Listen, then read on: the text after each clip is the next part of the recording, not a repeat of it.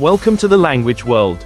Today we are learning the 25 most frequently used words in daily life. Hello. Hej. Bye. Hej då. Yes. Ja. No. Nej. Thank you. Tack. You're welcome. Varsågod. Sorry. Förlåt. How are you? Hur mår du? Good. Bra. Bad. Dåligt. It's okay. Okej. Maybe. Kanske.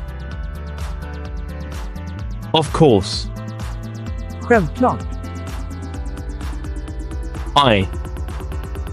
Ja. You. Du. You. Ni. He. Han. She. Hon. We. Vi. They. De. What? Vad.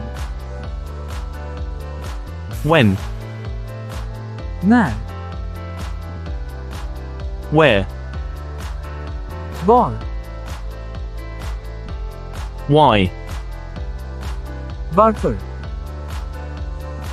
How? Hur. Quiz time. Du. Du.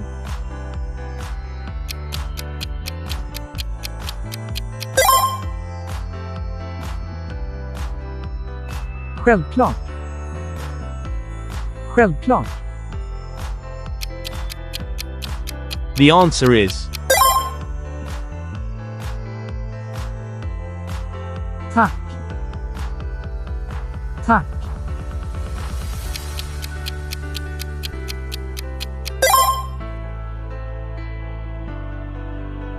Hej då. Hej då. The correct answer is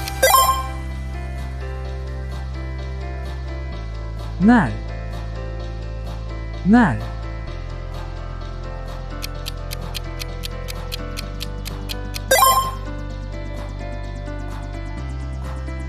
Förlåt. Förlåt.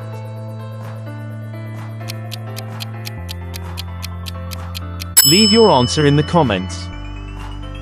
Thanks for watching. Don't forget to subscribe to our channel to learn more languages. See you in the next video.